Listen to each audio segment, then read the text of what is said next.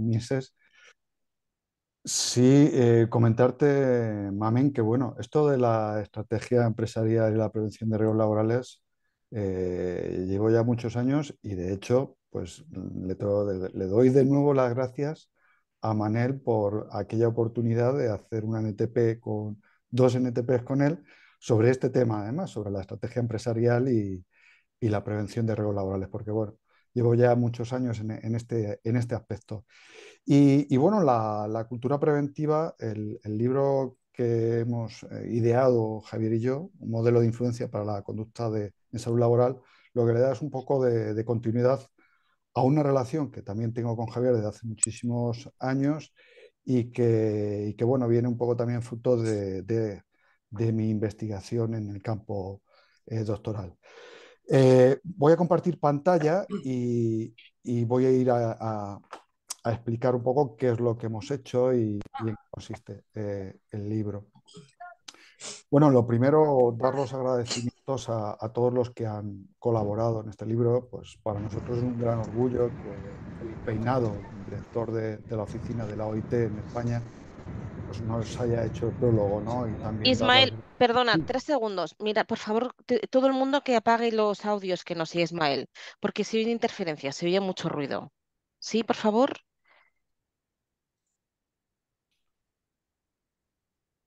Gracias. Siguiente. Sigue, gracias, Nada, perdona, ¿eh? nada, por favor. Y igual, dar las gracias. En el epílogo, pues tenemos a mi compañera de AESAL y presidenta de EXPO, a Mireia Rifá, bueno, a mi querido Pedro Mondelo, que bueno, pues yo creo que es conocido por todos, y César Sánchez, que también es de la familia Mieses, presidente de ANSOP, ¿no?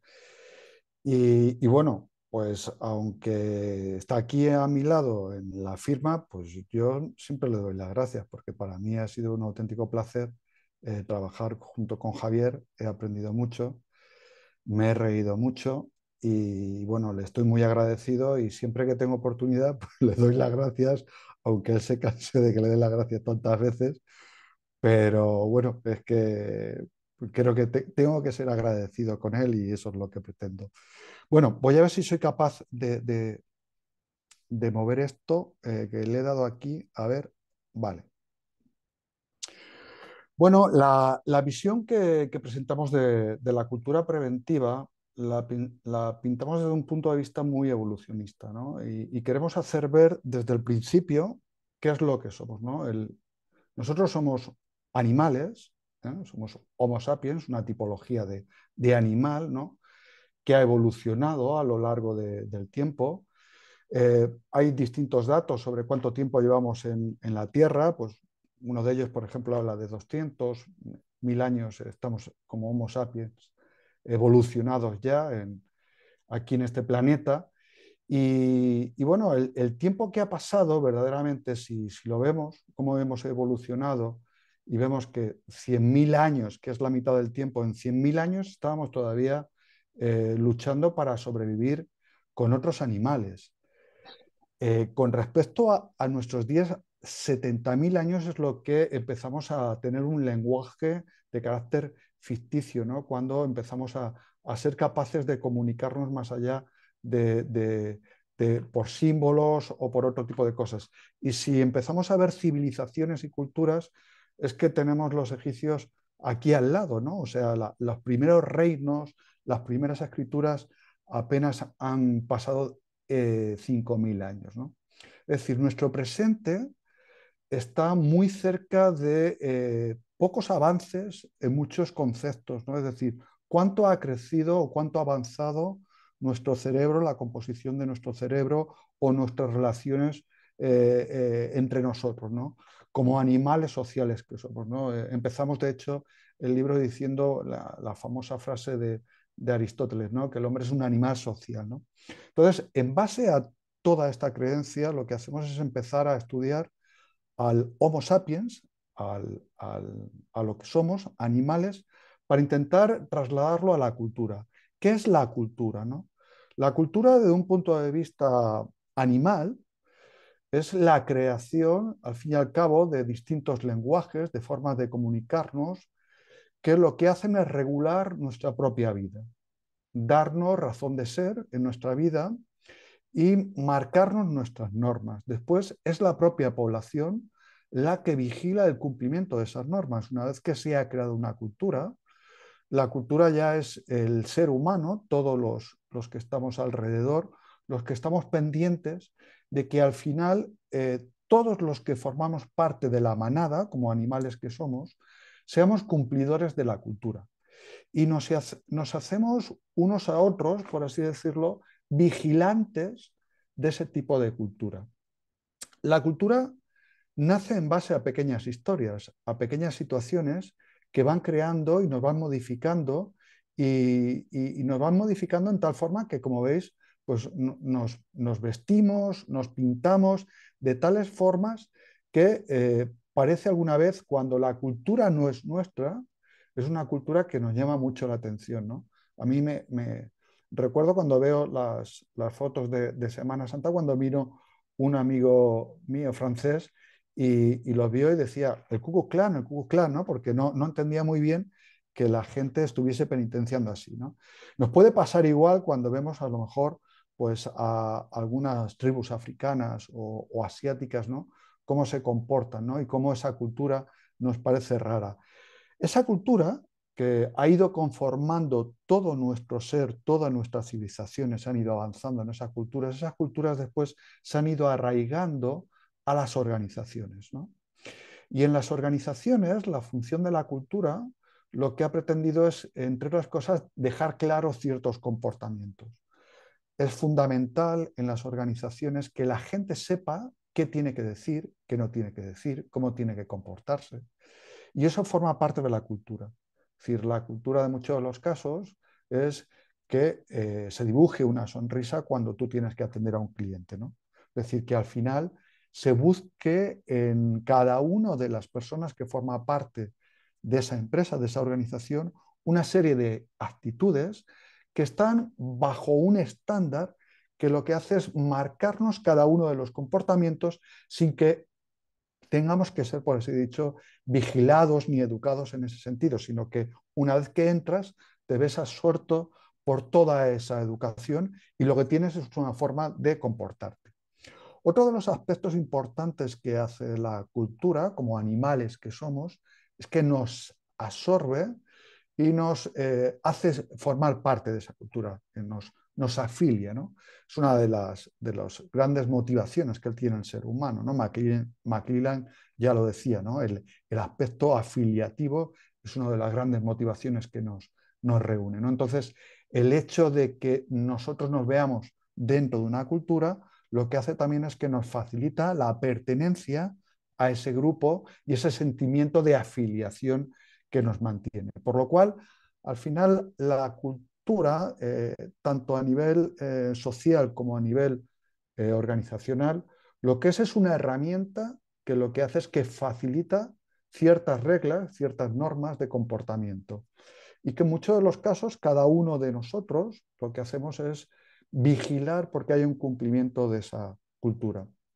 Evidentemente, lo que facilita, por un lado, es cierta normalización a la hora de comportarnos. Pero también es verdad que lo que hace también es que nos ayuda en muchos de los casos, porque nos marca un poco las pautas de cómo tenemos que actuar. Cuando hablamos al final de cultura de seguridad y cultura de preventiva, nos podemos fijar que en muchos de los casos existen muchos valores, lógicamente, porque estamos hablando absolutamente de lo mismo, de que al final lo que buscamos en el desarrollo de ese tipo de actuaciones es que cada uno de los que pertenecen a esa entidad aprenda cómo tiene que comportarse, cómo tiene que comunicarse, cómo tiene que actuar, qué tipo de flexibilidad existe o no dentro de esta cultura. Y ahí es lo que ya empiezan a marcar estas culturas, cultura de seguridad, como nos marca Rison, o cultura preventiva, como nos marca Arévalo y Jaén, ¿no? En el que se conforma una serie de actividades.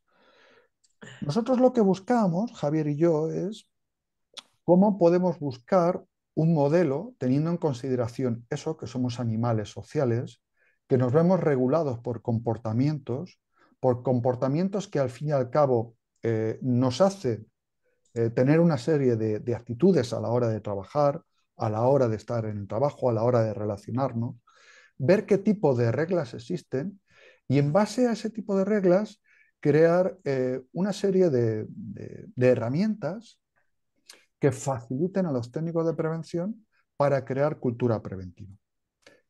Para ello lo que hacemos es empezar a analizar ese mono que llevamos dentro, ¿no? Ese Homo sapiens, y empezamos a analizar qué tipo de comportamientos tenemos, ¿no? Y uno de los comportamientos que ¿Y qué más tal nos se le da a su marcan, cerebro perdón, es, por ejemplo, el miedo, ¿no? reconocer potenciales Saber exactamente amenazas? cómo se comporta nuestro cerebro ante el miedo. Puesto que estamos hablando de riesgos, que estamos hablando de prevención, es interesante saber cómo funcionamos ante el miedo, ¿no? Entonces, os voy a poner un pequeño vídeo que nos habla sobre esta cuestión, ¿vale? Vamos allá. Bueno, ahora no arranca. Suele ocurrir. Vamos a ver. ¿Y qué tal se le da a su cerebro reconocer potenciales amenazas? Puede que mejor de lo que creen. Para averiguarlo, juguemos a un juego. Miren atentamente esta serie de imágenes. ¿Listos? Ya. ¿Recuerdan haber visto algunos zapatos o llaves? Seguramente no. A esa velocidad, el 80% de las personas a las que les mostramos esto no vieron ni zapatos ni llaves. Lo ralentizaremos. ¿Los han visto esta vez? Probablemente sí. Ahora vamos a mostrar otra serie de imágenes y a examinarles sobre ellas después. ¿Listos? Ya.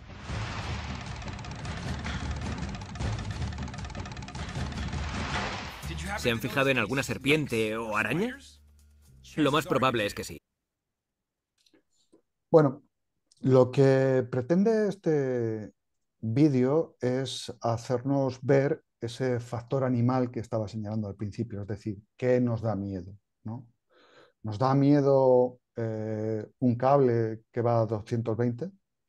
Normalmente no, porque no asusta, no viene dentro de nuestro cerebro esa información que nos invite a tener miedo sobre determinadas cosas. De hecho, el miedo y la determinación de riesgo, según uno de el mayor investigador sobre el riesgo que hay en el mundo, que es Slovic, y así lo dice Kahneman, que hace poco, la semana pasada, en Semana Santa, murió premio Nobel de Economía, uno de los psicólogos más importantes, y señala a Slovic como el gran estudioso del riesgo, ¿no? Slovic dice que el ser humano hace una valoración del riesgo de dos tipos. Una, desde el punto de vista intuitivo, que es ese miedo que acabamos de ver ahora mismo, es decir, te valora el riesgo en referencia a lo que tú has aprendido, no tú, sino esos 200.000 años que hay detrás tuya y que forma parte de tu disco duro, por así decirlo, y que ya te viene dentro, no hace falta que te lo enseñe, son como las emociones, nadie te enseña a reír, nadie te enseña a tener miedo sobre determinadas cosas, ¿no? Directamente surge, ¿no? Es algo intuitivo que viene dentro, ¿no? Pero después existe otro riesgo, que es el denominado riesgo analítico. El riesgo analítico es aquel que vamos aprendiendo a lo largo del tiempo, ¿eh? Y el riesgo analítico, por ejemplo, lo vemos aquí muy claramente, ¿no? Cuando pues, un niño, un bebé, va a jugar con algo tan bonito como son dos ojos y un círculo, ¿no? Que llama a una cara, ¿eh? Y intenta pues, poner los dos dedos en lo que es el enchufe, ¿no? Y en ese momento, su líder, que es su madre o es su padre, pues le da un chillido tremendo y le grita, y entonces en ese momento el niño entiende que cuando se le está gritando es que hay algo que se está haciendo mal. De hecho, eh, Goleman, uno de los grandes estudiosos de las emociones, habla sobre cuando empezamos a recibir los distintos mandatos, dependiendo de cómo los recibamos, si es, por ejemplo, regañándonos, entendemos que es un comportamiento que tenemos que corregir, ¿no? Entonces, cuando existe una corrección de este tipo, verdaderamente al final es el líder el que marca. Y eso lo podemos encontrar en muchas empresas, ¿no? Como lo habréis visto, muchos de los que estáis aquí, que hay empresarios que no son nada permisivos con sus riesgos. Por ejemplo, estoy hablando, por ejemplo, del riesgo de caída en altura, ¿no? Un riesgo evidente, y que si hay alguien que en cualquier momento está sin sujetar inmediatamente el empresario, pero también, tristemente, conocemos a empresarios que no están en esa línea y que, sin embargo, pues, ven a sus trabajadores y ni tan siquiera marcan el riesgo, ¿no? Es decir, el líder es uno de los factores fundamentales en la construcción de la cultura. Y nosotros lo que empezamos a hacer es a dibujar un árbol que va a ir construyendo la cultura. El liderazgo no solo tiene que hacer una valoración del riesgo, es decir, el líder de per se ya valora el riesgo y dice qué es riesgo en su empresa y qué no es riesgo, y eso lo podemos ver en cualquier lado, lo digo muchas veces, ¿no? En un taller está todo sucio y en un taller está todo limpio. ¿Qué quiere decir? ¿Que en un taller están todas las personas guarras y en otro están todas las personas limpias? No. En uno tenemos a un líder que es un guarro y en otro tenemos a un líder que es una persona limpia y ordenada, ¿no? Entonces, verdaderamente es el líder el que hace una valoración del riesgo. Otra de las cosas importantísimas que hace el líder cuando esta manada, este grupo de personas, estas empresas, estas organizaciones van creciendo, lo que hace el líder también es seleccionar a otro líder, ¿no? Normalmente se habla que los líderes a partir de 30, 50 personas dejan de tener un liderazgo directo, ¿no? Y entonces tienen que eh, apoyarse en otro mando, ¿no? En otro mando que a su vez tiene que trasladar ese liderazgo y esa valoración de riesgo. Bueno, pues existen infinidad de estudios que hablan sobre el defecto en la selección del mando, ¿no? Entonces, eh, igual, en el libro lo que hacemos es facilitar muchas herramientas para dar pasos en esta construcción de árbol que vamos a construir referido a la cultura preventiva. Entonces, pues damos, por ejemplo, en el caso de la selección de mandos, pues hacemos mención a dos psicólogos que ya he mencionado, que es McClelland y Kahneman, ¿no? Que nos dan ciertas referencias de cómo podemos hacer nuestra selección de mandos. Otra de las patas que vemos es el apartado más organizacional, ¿no? Más de todas las valoraciones y todas las condiciones que tenemos alrededor de la propia empresa, ¿no? Para ello buscamos ejemplos, por ejemplo, como un ejemplo precioso, el de Moriarty, ¿no? Moriarty no es el malo de Sherlock Holmes, este es otro Moriarty, ¿vale? Moriarty era un psicólogo que yo creo que todos nos gustaría ser como Moriarty, porque Moriarty lo que hacía es que se iba a la playa a hacer sus experimentos, ¿no? Se cogía, se llevaba la toalla, se tumbaba ahí un ratito en la playa y después de estar un rato tumbado en la playa, pues le decía a la persona que había al lado si por favor le podía cuidar las pertenencias, ¿no? Bueno, pues Moriarty se dio cuenta que en el momento en que a esa persona le hacía esa solicitud, esa persona modificaba su forma de ver todo su entorno y pasaba a ser una especie de vigilante de seguridad, en la cual no solo cuidaba de las pertenencias, en este caso de Moriarty, sino de las pertenencias que había a su alrededor. Además, Moriarty se dio cuenta de que este sesgo que en un momento determinado se queda en esta persona permanecía en el tiempo. Y si esa persona después se iba a un supermercado y observaba, por ejemplo, que alguien estaba robando algún artículo, era una persona que iba a denunciar esa situación, ¿no? Por lo cual, lo que nos hace ver este tipo de condicionantes de carácter psicológico es que nosotros podemos aprovechar estos condicionantes humanos, nos apoyamos en la psicología social, en la influencia social, en la motivación, en el comportamiento, en los cambios conductuales, para dar infinidad de ejemplos para que podamos usarlos dentro de la empresa para cambiar estas condiciones. De hecho, lo decimos así, estas reglas para cambios conductuales las trasladamos dentro, lógicamente, del uso de la ética y la honestidad, ¿no? Porque se usan estas mismas reglas para vender productos, para hacer política, inclusive, bueno, pues para engañar a mucha gente, ¿no? Entonces, nosotros lo único que hacemos es trasladar todas estas reglas de carácter conductual, como por ejemplo esta de Moriarty, para hacer ver que podemos tener usos muy distintos sobre los cambios de comportamiento como podría ser este, ¿no?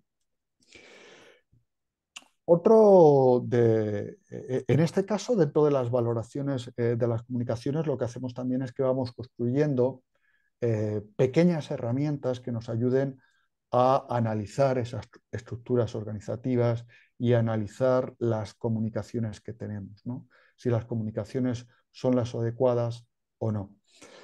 Vamos conformando nuestro árbol de cultura preventiva construyendo ese modelo de influencia. Es decir, nosotros lo que pensamos es que podemos influir a la gente para que al final esté más sana en su puesto de trabajo y genere una cultura alrededor de salud en el puesto de trabajo. Y lo que hacemos es facilitar ciertas reglas que, bueno, psicológicamente son conocidas. Una de las más importantes también dentro de las relaciones personales es la influencia social, ¿no? La influencia social al final lo que hace es crear una conducta de carácter grupal. La influencia social está alrededor nuestra y cada uno de nosotros nos vemos influenciados por cada una de las personas que nos rodean y a la vez influenciamos a todo nuestro alrededor. Ya no solo desde el punto de vista emocional, que por supuesto, ¿no? Hay estudios donde dicen inclusive cómo un gerente en su despacho aislado es capaz de trasladar esa emoción al resto de la oficina. Fijaros, ¿no?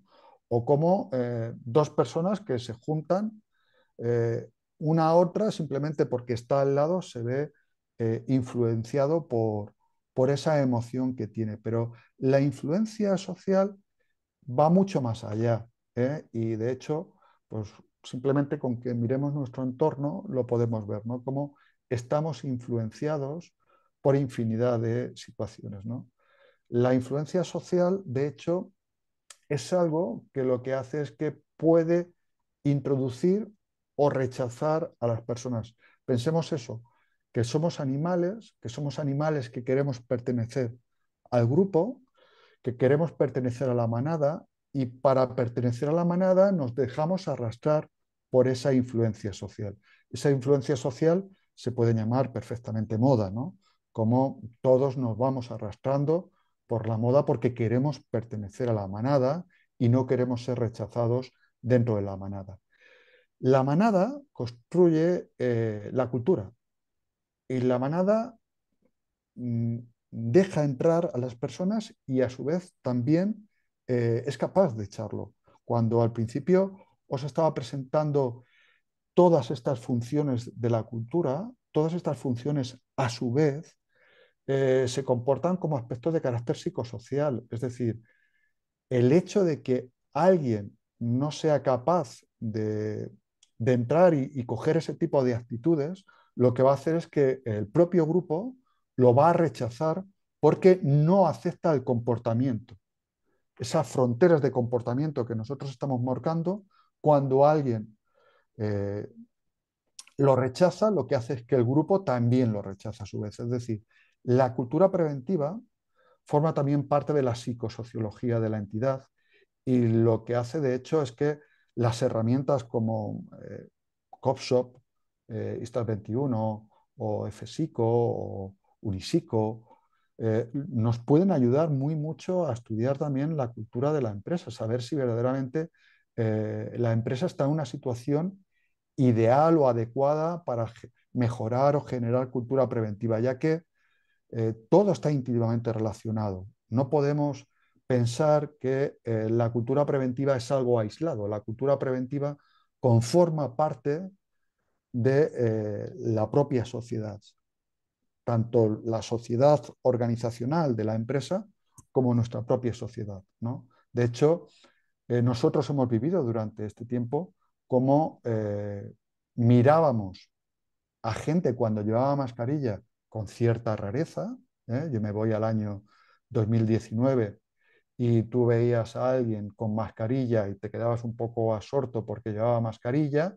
Sí, es verdad que con el tema de las alergias cada día se va viendo más, pero es que unos pocos meses después mirábamos a alguien raro cuando no llevaba mascarilla. Es decir, enseguida somos capaces de asociar algo y empezar a rechazar a la gente cuando vemos que no está en nuestro grupo.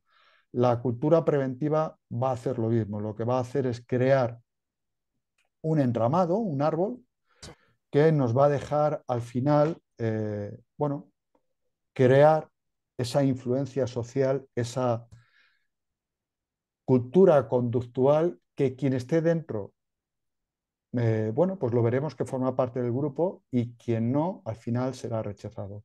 Y eso es un valor que tiene, que nace del liderazgo y que después, poco a poco, se va convirtiendo en un autoliderazgo, cuando cada uno de nosotros vigilamos por nosotros mismos por pertenecer a esa cultura preventiva. Y bueno, pues nada, esta es la parte más científica que desarrollamos Javier y yo en este proceso para después pues empezar a ver cómo todas estas partes de este árbol que construimos se veían presentes en cada una de las empresas que fuimos analizando.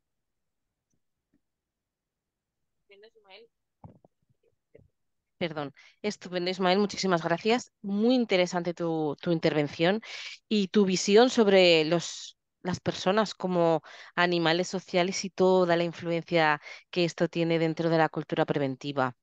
Javier nos contará más la parte más práctica de esta guía que hizo a cuatro manos con Ismael. Javier Cassini, licenciado en psicología con especialidad en psicología industrial, también técnico de prevención de riesgos laborales. Actualmente trabaja como auditor en Previcontrol y tiene muchísimas obras y su experiencia sobre todo ha sido como director de servicios de prevención, como auditorías, tiene amplia experiencia en participar en congresos, universidades, seminarios y es autor de numerosos artículos divulgativos y publicaciones sobre prevención de riesgos laborales. Hoy, como Ismael, viene a contarnos todos los aspectos prácticos de este libro que realizó con Ismael. Muchísimas gracias. Adelante, Javier. No sé si se ve la pantalla, sí, ¿no? Sí, se ve perfectamente. Perfecto. Bueno, primero pues daros las gracias por permitirnos trasladar un poco lo que hemos intentado con esta modesta obra, ¿no? Es un Manel, placer. gracias por abrirnos las puertas de Mieses y a todos los que estáis aquí. Y evidentemente a mi amigo Ismael, que el que ha aprendido he sido yo. Yo en todo esto, pues más que nada, y como hablo siempre, después que tú, pues entro con una mala sensación, porque yo me quedo diciendo, si yo de esto al lado de este señor no sé absolutamente nada, soy un simple facilitador, ¿no? Y bueno, pero bueno, uno al menos el sentido práctico y el cómo llegan las cosas y tal, pues creo que es algo que sí tengo. Quizás más por viejo que por lo que uno sepa ya, ¿no? Bien, bueno, lo que ahí pone en cuanto a cultura preventiva, el subtítulo que pone el de experiencia inconsciente, ¿no? Realmente no hemos dado cuenta de que mm, se hace mucho más de lo que pensamos en el tema de la cultura preventiva, ¿no? Nosotros cuando empezamos, cuando Ismael un día me llamó, ¿no? Y me dijo, oye, tenemos que escribir algo, ¿no? Y yo pensé que íbamos a escribir, pues eso, 2, 3 folios sobre algo y íbamos a firmar ambos, ¿no? Y me dijo, un libro. Acababa de lanzar yo uno y digo, otro, no, ¿no? Y la verdad es que al principio me dio vértigo, pero luego ha sido un placer, ¿no? Lo que sí teníamos claro era que no podía ser un manual teórico, ¿no? De hecho, en todos los meses que estuvimos trabajando juntos, nos preguntábamos un montón de veces, oye, ¿esto servirá para algo? ¿Aportaremos algo? Porque el objetivo era ese, ¿no? Aportar, ¿no? En principio lo que pensamos fue, oye, pues vamos a tratar de dar con empresas que hayan hecho ya cosas en cultura preventiva conscientemente y vamos a cruzarlas con el modelo que estamos diseñando, ¿no? Pero era complicado dar con empresas que estuvieran implantando programas de cultura preventiva y tal. Son pocas, ¿no? Entonces, pues pensando un día ambos, dijimos, ¿y si lo hacemos al contrario? ¿Mm? Vamos a buscar empresas que hagan cosas especiales en temas de prevención y cruzamos con el modelo. ¿Mm?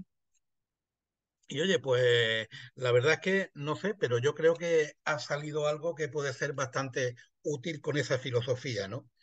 El objetivo fue, como he comenzado, a hacer un manual que hiciera consciente lo inconsciente, ¿m? Para generar cultura preventiva. ¿M? De este modo, a los prevencionistas les pueden llegar cosas que las empresas hacen, que pueden adaptar a su entorno y de este modo resultar útil en un sentido muy amplio de la palabra, ¿no? Bien, por tanto, muchísimas gracias a todos los que han colaborado, que nos han tenido que soportar, pues por ese acto fundamentalmente de generosidad hacia nuestra profesión, ¿no? Eh, y termino con lo que empezaba, ¿no? Esta transparencia, ¿no? La conclusión es que se hace mucho más de lo que se piensa, ¿no? Cuando uno hace un procedimiento de control para mandos intermedios y tal, nadie piensa que esté haciendo cultura preventiva, pero realmente se hace. Realmente se hace cuando lo hemos cruzado con el modelo que hemos diseñado, ¿no? Y nos hemos encontrado con que de una u otra manera hay casos diversos, como vamos a ver ahora después, nos hemos encontrado con que hay eh, mm, influencia en casi todos los puntos que ha comentado antes Ismael, factores más que puntos, ¿no? Eh, hay casos en los cuales pues la comunicación es algo fundamental y es por donde ayudamos a generar cultura preventiva. Desde luego, si no comunicamos, no vamos a llegar a nadie. Y si no llegamos, no vamos a generar cultura, ¿no? La comunicación es algo que no se escapa, que es completamente básico, ¿no? Igual pasa con la participación. Nadie se une a un proyecto en el que no participa. Tenemos que fomentar esa participación. Ismael ha comentado muy bien lo de los mandos, ¿no? Los mandos junto con el liderazgo se antoja como algo fundamental, ¿no? Ha puesto un ejemplo claro, ¿no? Si todo está muy sucio, probablemente el mando sea sucio. Yo cuando he tenido que dirigir empresas, me he dado cuenta, incluso cuando las fundé y luego fueran creciendo, veía que había ciertos comportamientos que eran míos, que es que yo me comportaba así, para lo bueno y para lo malo. O sea, el mando traslada su forma de ser, su forma de- incluso su forma de ver la vida, su comportamiento. Por tanto, se convierte en un líder para lo bueno y para lo malo. ¿m? Valorar los riesgos resulta fundamental, ¿no? Valorar los riesgos, si no se conocen, pues no vamos a poder generar esa cultura preventiva que tiene que ser algo concreto sobre los riesgos que estás viviendo, ¿no? Y el objetivo final, lógicamente, tiene que ser que cada uno genere un autoliderazgo, que cada uno cuide de sí mismo. Ese es el final, entiendo yo. Seguro que Ismael, que sabe mucho más que yo, me lo puede corregir y tendré que callarme, ¿no? Eh, pero yo creo que el objetivo final es que cada uno cuide de sí mismo y eso es autoliderazgo. ¿Mm? Eh, la estructura organizativa es el canal a través del cual llega la cultura preventiva. ¿Mm? Se derrama por la estructura organizativa que la empresa tenga. Ahora tiene que ser tendente a ello, ¿no? Y qué decir de lo que son las relaciones personales, ¿no? Todos somos animales sociales y nos vemos influidos por las personas que están a nuestro lado, ¿no? Si hay un ambiente de cultura preventiva en el que todos cuidan de sí mismos y tal, tú no te vas a salir de ahí porque te quedas fuera del grupo. Por tanto, lo que son las relaciones personales adquieren un papel fundamental, ¿no? Bien, pues en todos los casos que estuvimos viendo, pues han aparecido influencias sobre todos estos factores, ¿no? Había casos de que eras un simple control operacional, ¿no? Que las empresas diseñaban y que nos fuimos dando cuenta que influyen en liderazgo, selección del mando, valoración del riesgo, valoración de condiciones, organización, comunicación, prácticamente en todo, ¿no? Lo vimos, por ejemplo, con Kronospan en Burgos o con las nieves en Granada, ¿no?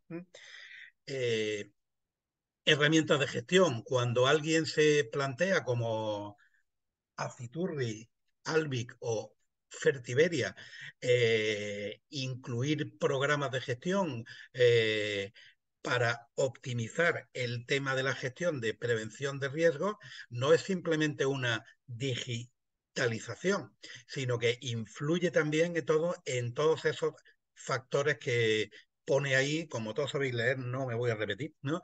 Pero ahí lo pone. Y recuerdo también con mucho cariño lo que aportó Coexpal, que creo que tenemos por ahí a Ángeles, ¿no? Coexpal inició una campaña de comunicación y concienciación y en ellos siguen, además con vídeos, mm, consejos y tal, con los cuales llegar a todos los trabajadores del campo en Almería, ¿no? Como veis, hay empresas que están por todo el país, ¿no? El fomento de la participación mediante instauración de premios, iniciativas en las que los trabajadores pudieran aportar, fue algo que hizo muy bien y con mucho éxito Inagra, la empresa municipal que limpia Granada, ¿no? Y incluso muchas veces se tiene cierto resquemor hacia el mundo sindical, ¿no?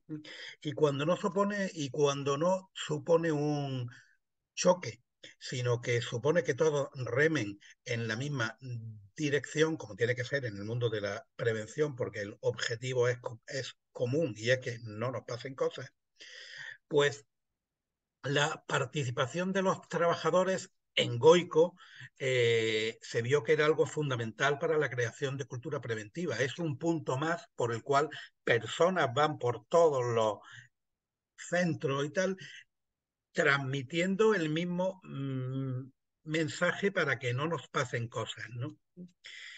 La proximidad del técnico de prevención también era algo fundamental, ¿no?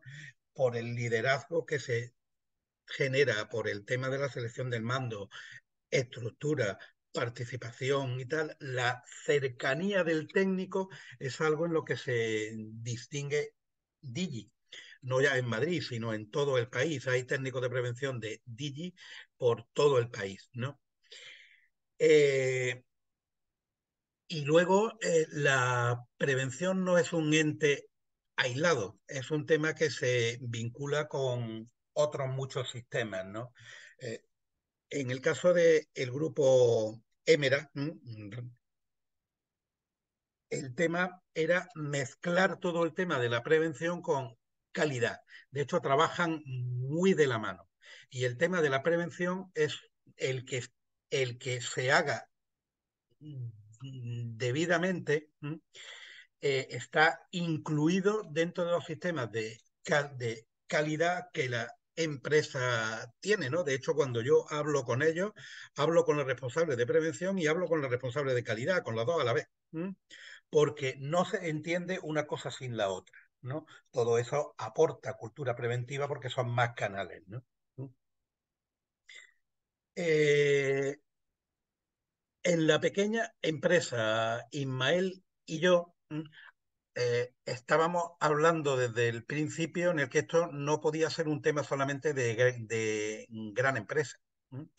Tenía que ser un tema en el que estuvieran también las pequeñas empresas, ¿no? Que son la inmensa mayoría en nuestro país, ¿no? Y pues hablé con un amigo que tiene una empresa de pintura, el cual siempre ha vivido la prevención de un modo intenso. Y a todos los trabajadores diariamente de lo primero que se le habla cuando se le da el trabajo y se tienen que ir. Hablamos de unos 10 trabajadores, no de más. Cuando se tienen que ir al tajo al que se tengan que ir, las palabras prevención están todos los días en boca de este señor que es un buen amigo y que le costó trabajo participar y al final creo que quedó algo que puede representar a todas las empresas pequeñas de nuestro país, ¿no? La integración de la dirección y el control es algo sin lo que no se entiende el tema de la prevención de riesgos laborales, sino que queremos que el técnico de prevención sea un loco que está pegando voces en una esquina, ¿no? Eh, la tarea que a tal eh, efecto desarrolla el grupo Matute y Valeo, pues va en ese sentido, creando herramientas por las cuales participan, controlan, aportan los mismos directivos. Por ejemplo, el director de un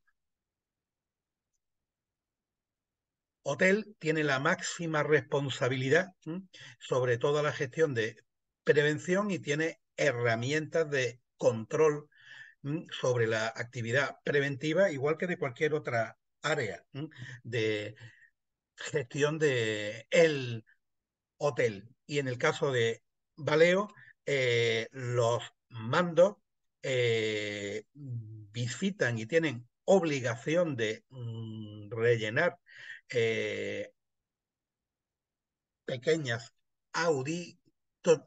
auditorías al mes, visitando la planta exclusivamente hablando sobre prevención. Cuando un director de compras, que en principio parece que no tiene nada que ver con esto, baja con un formulario a tomar nota sobre prevención, estamos integrando la prevención, estamos afianzando liderazgo, etcétera, ¿no?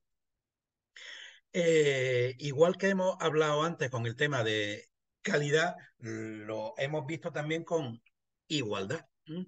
También nos encontramos una empresa en Extremadura, la cual integra prevención con igualdad. Esto es un tema cada vez más común y además creo que es un camino porque creo que la prevención tiene que terminar teniendo un punto de vista, una visión holística, en el cual, pues, lógicamente, integre temas como calidad, igualdad, sostenibilidad, llegar un poco a todo eso, ¿no? Porque unas cosas sin las otras siempre se van quedando cojas, ¿no?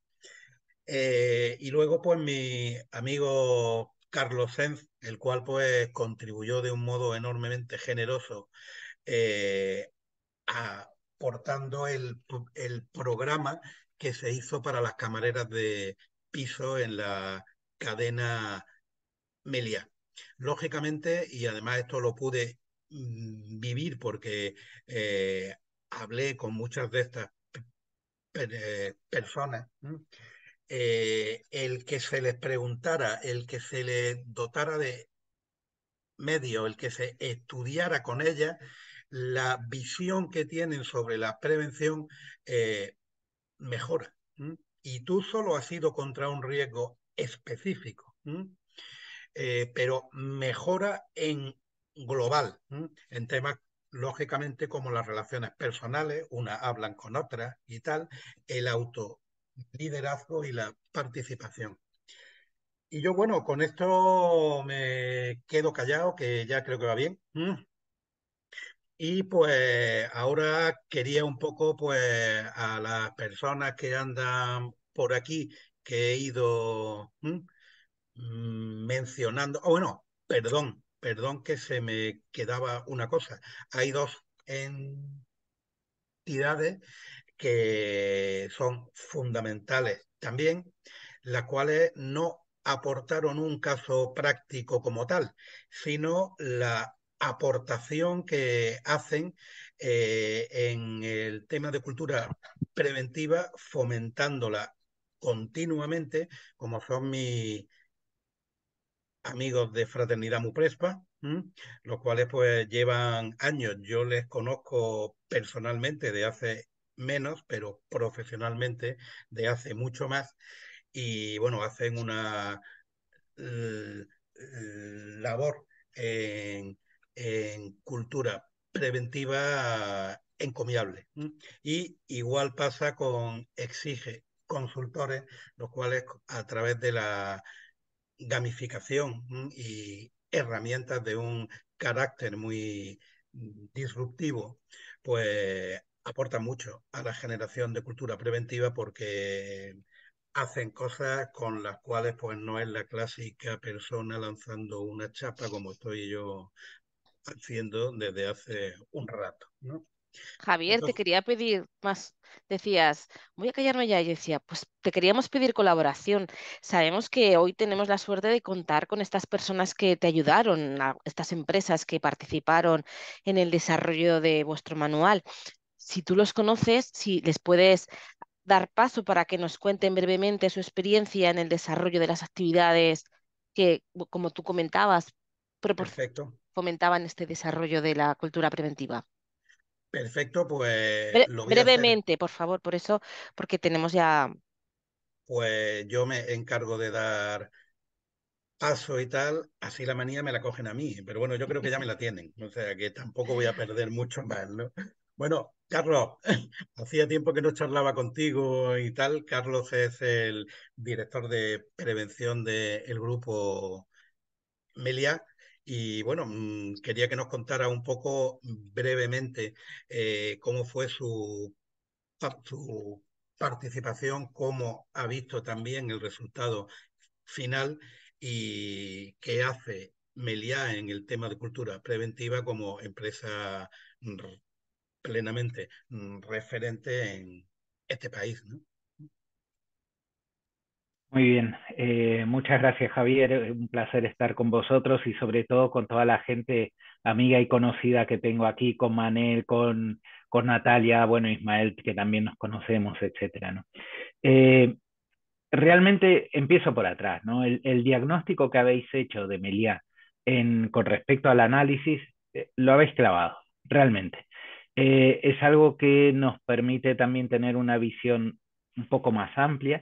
Cuando hablamos de cultura preventiva en Meliá, tenemos que pensar que no hablamos solamente de España, hablamos de todos los hoteles que tenemos a nivel mundial, donde las culturas en sí son muy distintas, ¿no? En Asia tenemos un tipo de cultura, una forma de llegar a la prevención, en América absolutamente otra, en Europa, Centro Europa otra, y lo que sería África otra completamente distinta. Pero hay un punto en común, o que debería ser, que es el sentido común. El sentido común es algo que también afecta a esa cultura preventiva y sobre todo el empezar a trabajar sobre estos hábitos, ¿no? Yo considero que, y no me voy a extender mucho porque como me conozco, pararme por favor, eh, digamos, lo que hemos trabajado es crear hábitos de salud, fundamentalmente. Cuando hablamos hábitos de salud, enfocar todas las acciones, como bien has dicho, de esos análisis de riesgos o esas, más que esa visión global que podemos tener, creamos hábitos de salud y también, sobre todo, hábitos de pensamiento. Creo que este es un tip preciso porque es el que nos va a abrir las puertas a esa apertura mental, a integrarse también como habéis dicho vosotros, en ese grupo. Lo que decíamos de la mascarilla o escuchábamos de las mascarillas, cuando nos metimos en el grupo de las mascarillas mirábamos con extrañeza a quien no la utilizaba, es más, nos molestaba y en algunos casos hemos llegado a discutir o hablar cuando hace 6 meses antes negábamos el uso de las mascarillas o cuando algún trabajador quería utilizarla, no lo veíamos con buena cara por lo que podía llegar a decir el cliente o pensar el cliente. Esto ha cambiado, o sea, son esa creación de hábitos y hábitos de pensamiento. Cuando tú me has pedido, es que una buena práctica y que la habías visto en visitas que nos habías hecho a los centros, te dije, oye, no podemos hablar solamente de una buena práctica, es un conjunto de prácticas que realmente tenemos que trabajar para crear esa cultura preventiva. Es como el día de la seguridad, o sea, si hacemos algo el día de la seguridad únicamente, es lo mismo que nada. Tal vez para tranquilizar alguna conciencia, pero no más que eso. Semana de la seguridad, exactamente lo mismo. Tenemos que hablar con una perspectiva mucho más global. Y esto es lo que hemos intentado hacer en Meliá. Analizarlo, crear, trabajar manuales de buenas prácticas, escuchar muchísimo a la gente, que son los que realmente están a pie del cañón y sabiendo lo que pasan en el día a día y dónde están sus inquietudes y sus riesgos y ver las cuestiones de una forma muy global, ¿no? A Manel lo escuché muchísimas veces hablar de esto y realmente para mí es un maestro de hace muchísimos años y intentamos también trabajar por esos caminos, ¿no? Me Bien. No, no, extendería más, pero realmente no puedo. Muy bien, Carlos. Muchísimas gracias. A vosotros, a vosotros. Gracias, Carlos. David de Cronospan, sé que estás por ahí y sé que tenías poco tiempo, así que te pillo así al asalto, ¿no? Muchas gracias. Hola, buenas tardes a todos. Bueno, muchas gracias por vuestra presentación. Y nada, simplemente aportar desde nuestro punto de vista de Cronospan un poco la colaboración que hicimos en este libro, que cuando Javier nos lo propuso, pues la verdad es que en principio no se nos ocurrió nada en lo que pudiésemos así participar, pero cuando me empezó a hablar un poco de los aspectos que influían en la cultura preventiva, pues vimos claramente que estábamos haciendo aquí un sistema de permisos pues bueno, que nos gustaría compartirlo con todo el mundo y como así ha sido en el libro, porque la verdad es que reúne muchos de los requisitos que influyen en los aspectos de la cultura preventiva. y además sin pretenderlo mucho, pues bueno, es un sistema que nos ha servido mucho.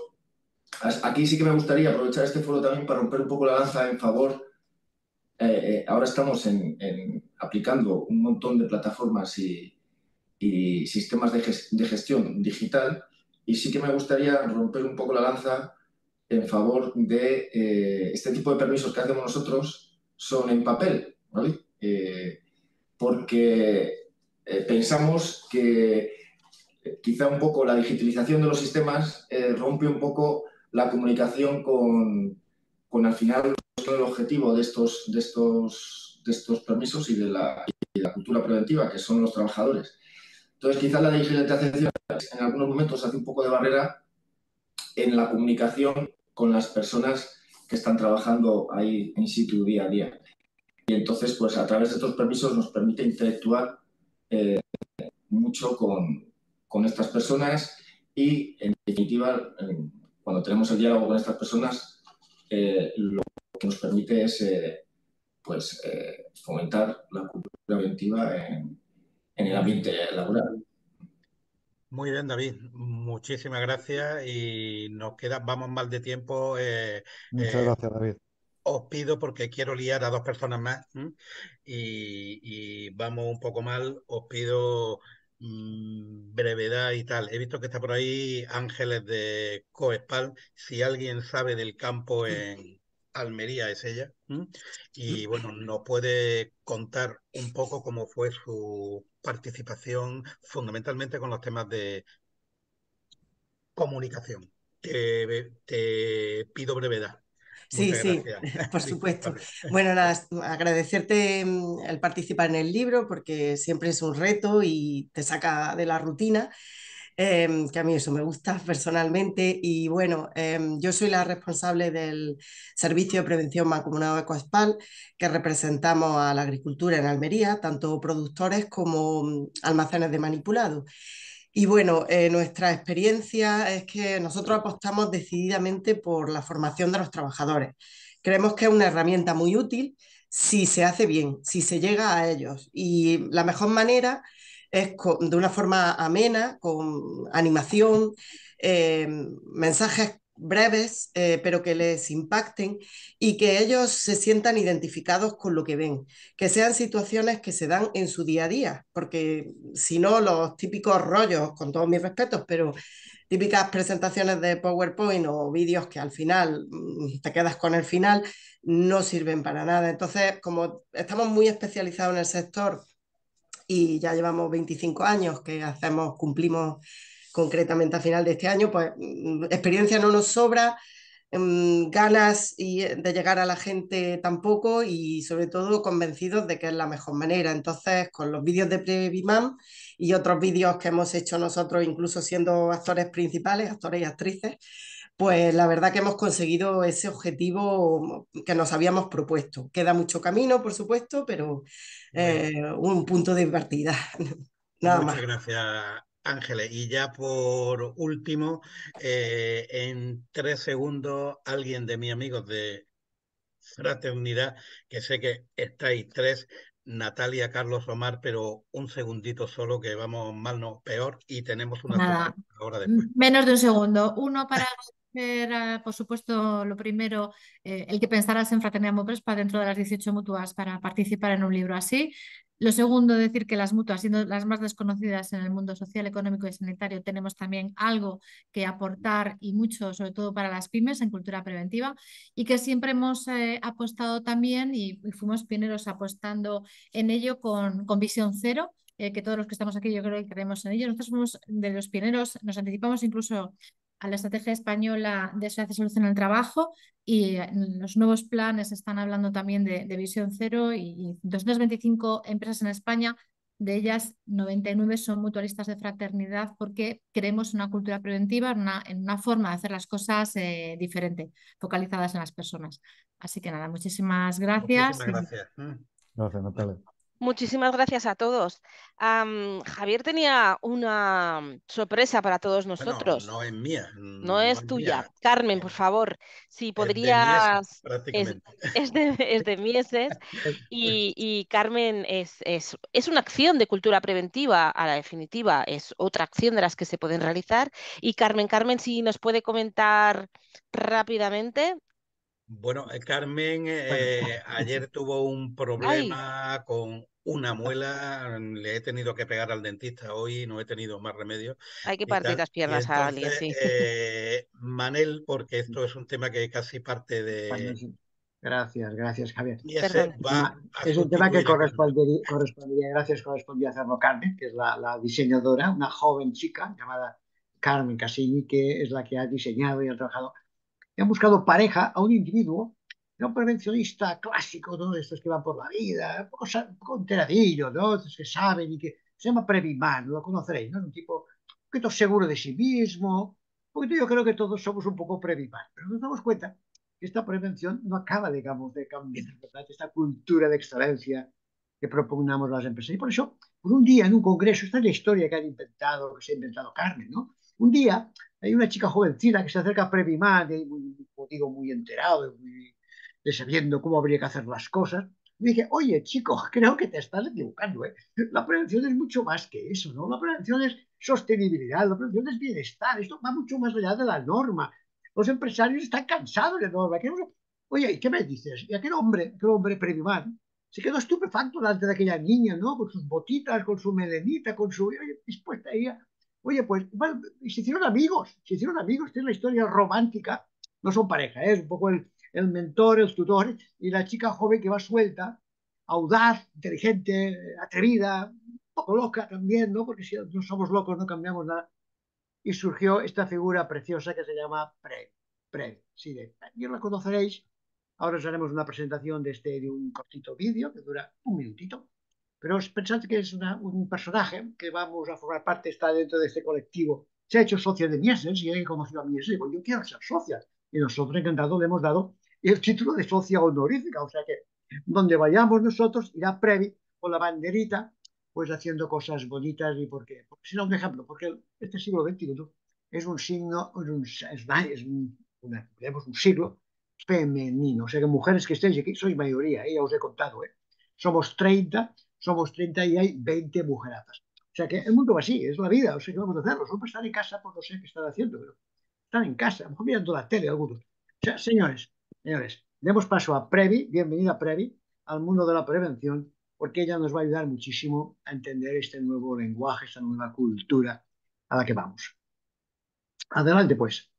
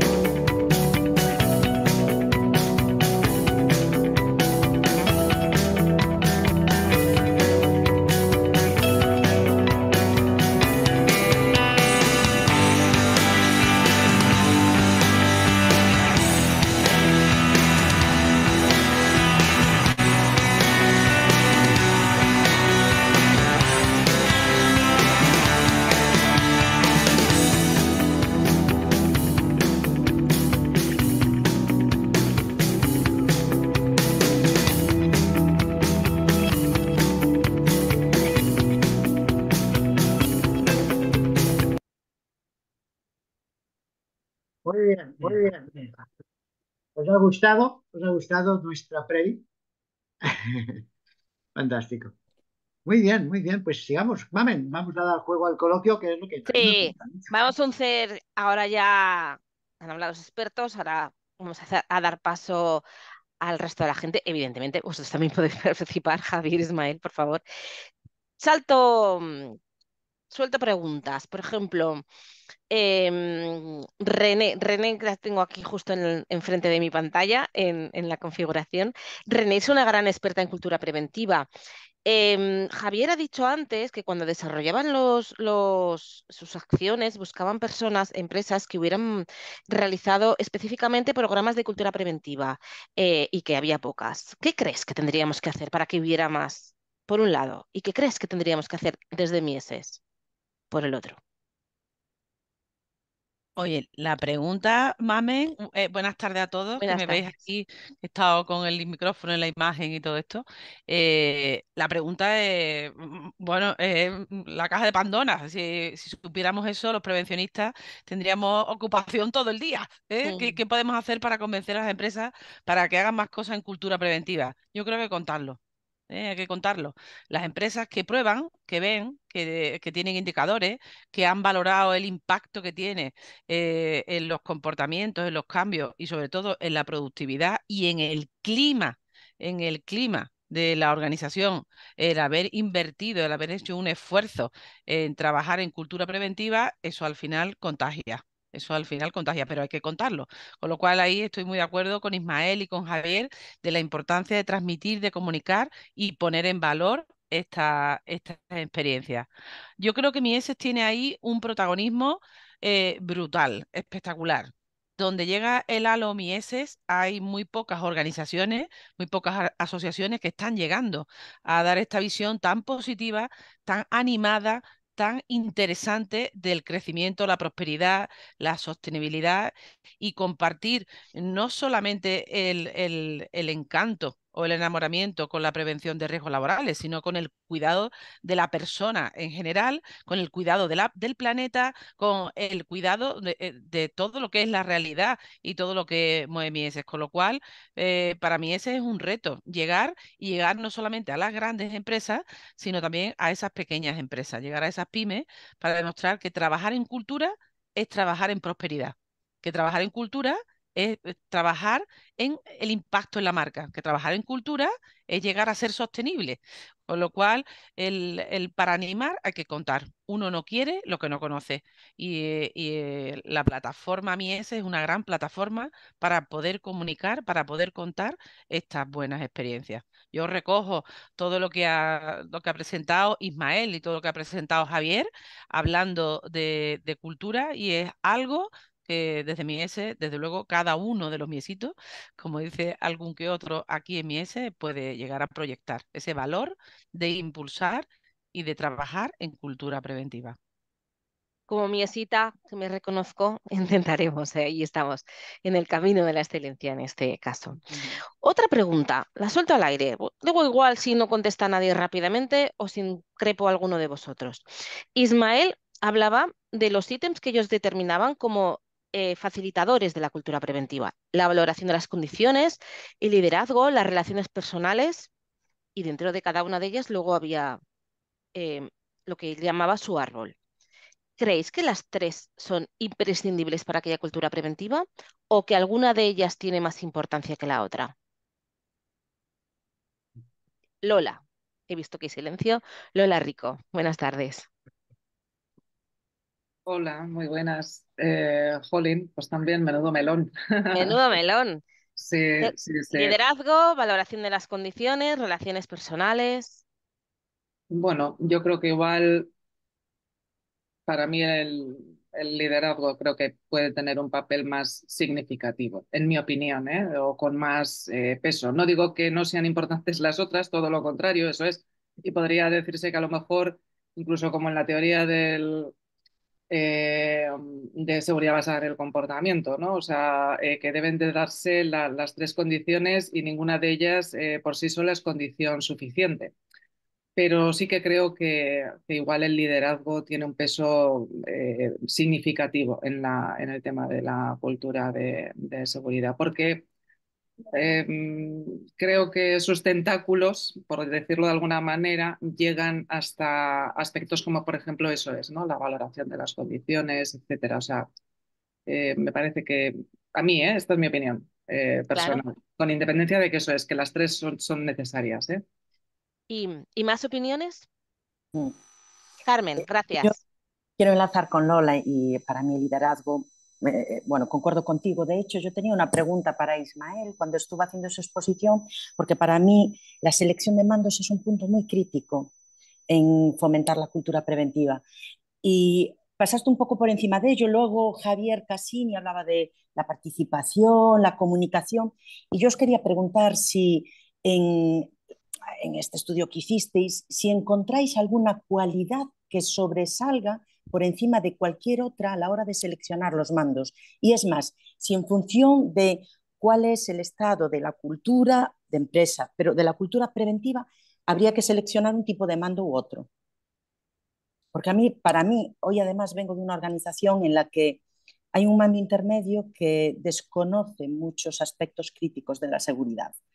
Yo no lo seleccionaría en este caso como mando intermedio porque, bueno, por muchas carencias. Mi pregunta es esta. Para vosotros, cuando escribisteis el libro, con respecto a la selección de mandos, ¿sobresaltaríais o resaltaríais algunas cualidades imprescindibles en relación con otras para fomentar, potenciar, generar cultura preventiva? Empatía y Bueno, sentido del humor. Perdona, Sentido. empatía y sentido del humor. Empatía y sentido del humor. Ya está. Ismael, bueno, todo tuyo. a ver, como decía, existe infinidad de textos y escritos sobre cómo elegir a un líder, ¿no? Al final, la empatía es uno de los elementos más importantes, ¿no? El saber dirigirte a tu equipo. Pero la forma, que yo creo que es lo que me señalaba mi querida Carmen, es ¿y cómo, no? ¿Dónde descubro, no?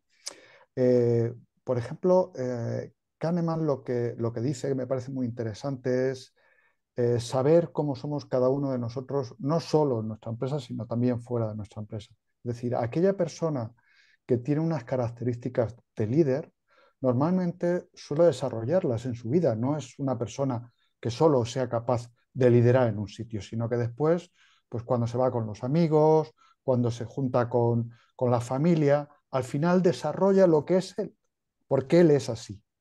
Y entonces esa es una persona ideal para liderar. Sí es verdad que después tiene un condicionante muy importante, ¿no? Y es que, claro, estamos hablando de que después hay que creer en esto, ¿no?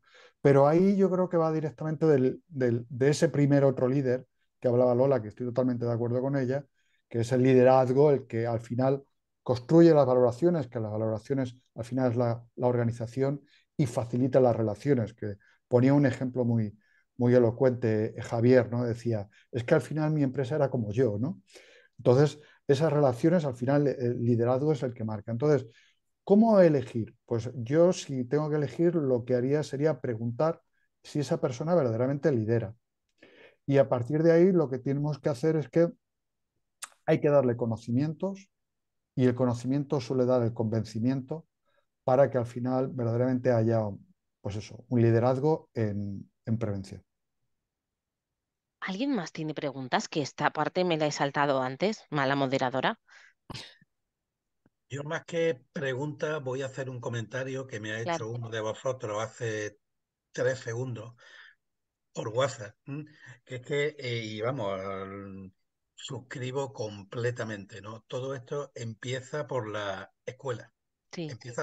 empieza por los colegios. Más tarde se convierte en una labor complicada. Y ahí, aprovechando para meter cuña, queremos llevar a Previ y a Previman, echarnos una mano. Vale. Yo ahí voy a hacer una intervención ya, no como moderadora, sino escuelas y familia. Me refiero, nos pueden decir en las escuelas qué es lo que tenemos que hacer o cómo tener una cultura preventiva entre la escuela, pero si después en casa no tenemos una cultura preventiva y nuestros propios padres y el ejemplo que tenemos no es de cultura preventiva en todos los aspectos, evidentemente no en el ámbito laboral, pero si tú ves que tus padres se ponen el cinturón, tú te pondrás el cinturón en el coche sin pensarlo por imitación, porque son a los primeros que estamos imitando. El papel de la familia también es muy importante. Es un paréntesis, ¿eh? De aquello de... Sin duda, Sí, sin duda. sí. Hombre, Mamen, mira, lo que acabas de decir es una cosa, además yo creo que está muy en boga ahora mismo, ¿no? Que es la cultura de la salud, ¿no? Y eso, yo que Creo que la prevención, entre otras cosas, me ha dado la observación y cada vez que me voy moviendo por ahí siempre estoy observando, ¿no? Y cuando voy, por ejemplo, a comprar, pues observo lo que compra la gente y cómo son sus dimensiones, ¿no? Antropométricas, ¿no? Y suele haber una relación directa entre la compra y las dimensiones antropométricas. Entonces, normalmente no solo la tiene el padre o la madre, sino también lo tienen los hijos. Es decir, la cultura de la salud, la cultura del ejercicio, de la alimentación, del descanso, de la lectura, todo es un componente. Al final es que somos cultura, es que el ser humano es cultura y continuamente estamos enraizándonos en la cultura. La llamamos cultura de prevención, vale, pero es cultura de salud al fin y al cabo. Es cultura de salud. Y la pregunta, la de siempre, ¿cómo veis la cultura en España? ¿Veis una evolución en positivo?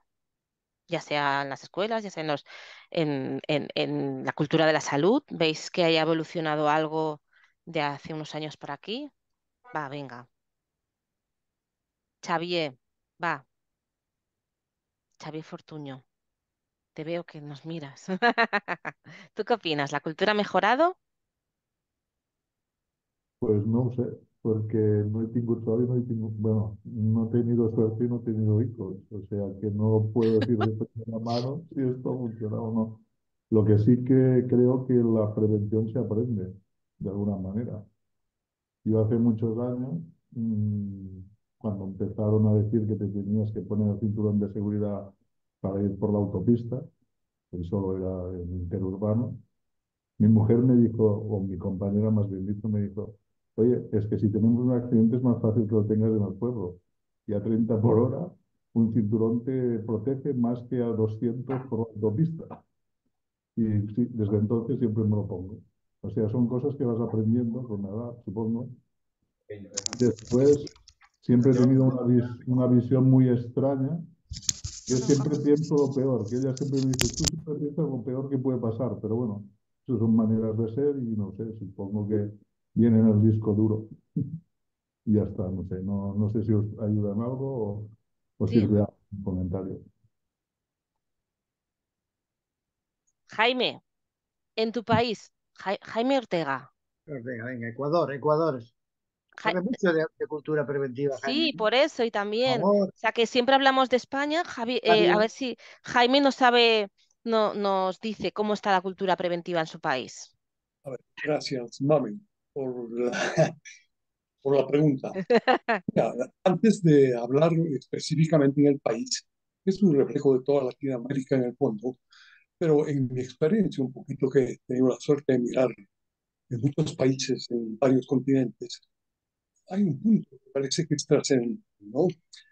Cuando no empezamos cambiando las percepciones de los gerentes, de los jefes, de los trabajadores sobre la prevención, difícilmente los vamos a motivar a que ellos sean autoconscientes de lo que hacen.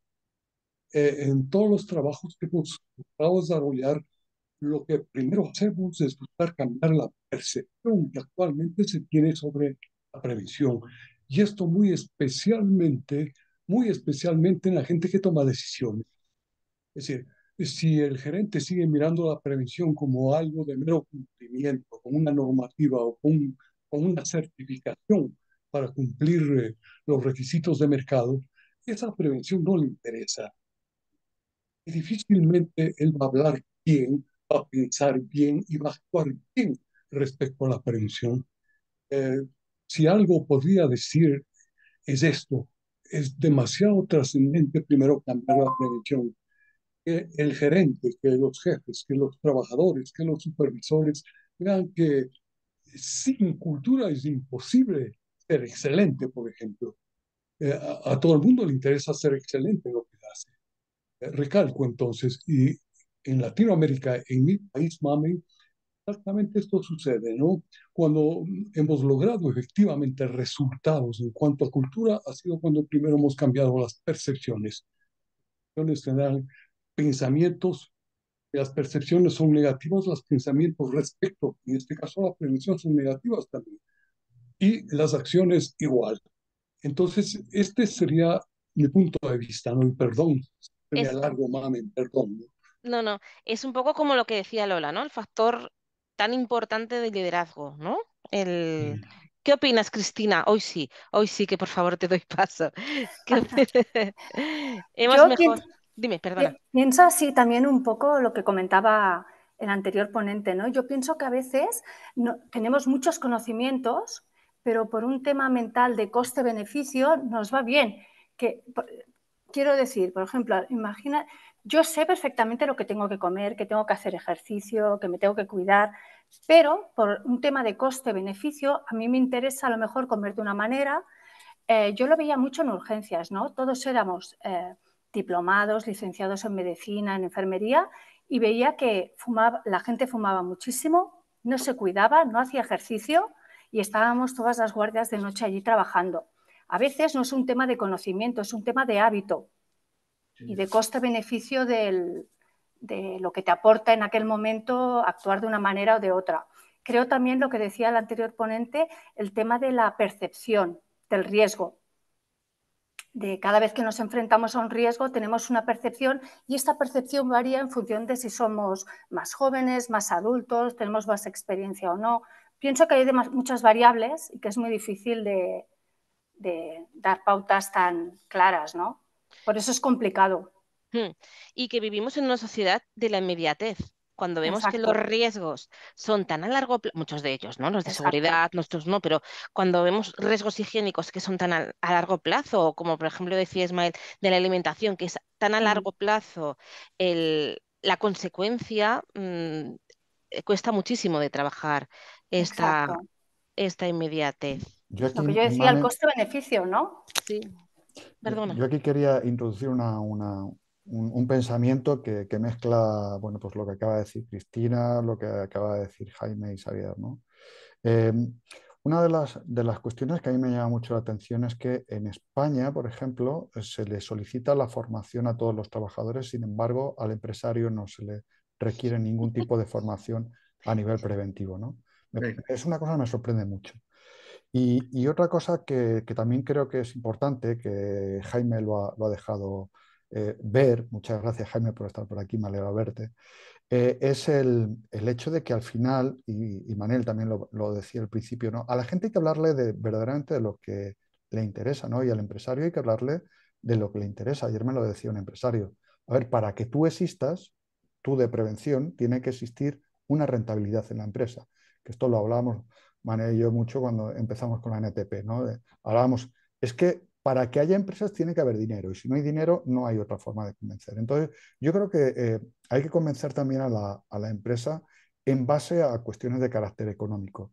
Yo estoy convencidísimo, lo he hecho muchas veces y hay infinidad de estudios que demuestra que la prevención es rentable.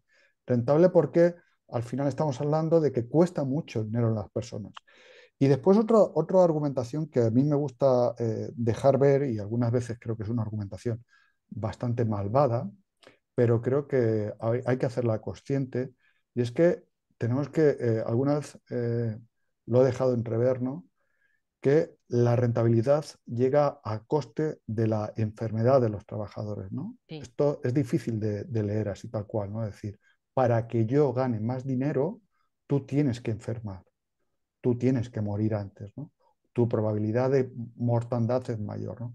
Esto es una cuestión que duele así decirlo, pero que es una cuestión real. No, Muy bien.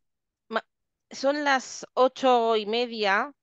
Yo creo que por alusiones, Manel, que es el gran experto en el tema de los costes y la inversión en prevención, creo que podrías dar una pincelada y cerramos y sobre todo agradecer a todos vosotros la participación, sea activa o pasiva en este webinar. Manel, por favor. Felicitaciones y gracias por escucharnos, ¿verdad? Y poder reflexionar juntos y darnos cuenta, ¿verdad? Que generar cultura preventiva, una palabra que ahora está muy de moda, todo el mundo habla, pero tampoco muchos no crean que estamos trabajando con esta eficiencia, ¿no? Porque sí que, quiero decir que la cultura es el resultado, ¿verdad?, de un proceso hemos de trabajar una palabra que se dijo mucho en la reglamentación, pero no estamos logrando, que es la integración de la prevención en la empresa, ¿verdad? Y ahí es, a través de lo que habéis dicho, estas actividades preventivas tan diferentes que que las que están hoy presentes han mostrado, ¿no? Como cuando se trabaja con principios de excelencia, y aquella actividad preventiva se hace bien y el mando se implica como debe ser y el trabajador también se autoexige, autocontrola porque es el dueño de su seguridad, ¿no? De alguna manera logramos al final que las actividades preventivas sean la base para generar la integración de la prevención y que la prevención genere excelencia. Quiero decir que lo habéis dicho muy bien, ¿verdad? Poner a luz lo inconsciente, ¿no? O sea, que si trabajamos bien con principio de excelencia, las actividades preventivas, como están interrelacionadas, me gustó mucho cuando Carlos Sánchez me había un gusto en verte, Carlos, hacía tiempo que no se veía. Fíjate cuando decía, oye, es que realmente, bueno, cuando con los trabajos de las camareras, cómo provocaste una revolución en los hoteles, ¿no? Focalizándonos en un tema que era candente en aquel momento, ¿no? Y cómo, ¿verdad? Y también hablaba, no me acuerdo qué diré, cuando hablaba de los permisos de trabajo, ¿no? En papel, y que ahí, si al elemento de diálogo, o sea, cuando una actividad preventiva se hace bien, las cosas funcionan. Y como todo está interrelacionado, desde la calidad, la prevención, los temas ambientales, ahí está un poco el gran papel que podemos aportar los prevencionistas con nuestra Previ al frente. Esta visión amplia, holística, integral, que el empresario entenderá, porque hablaremos su lenguaje, de que queremos que usted gane dinero, pero cuidado, no dinero material solo, el dinero más valor, su reputación, su prestigio, la implicación de los trabajadores. Y esto ya en el mundo de la prevención sabemos medirlo, ¿verdad, Ismael?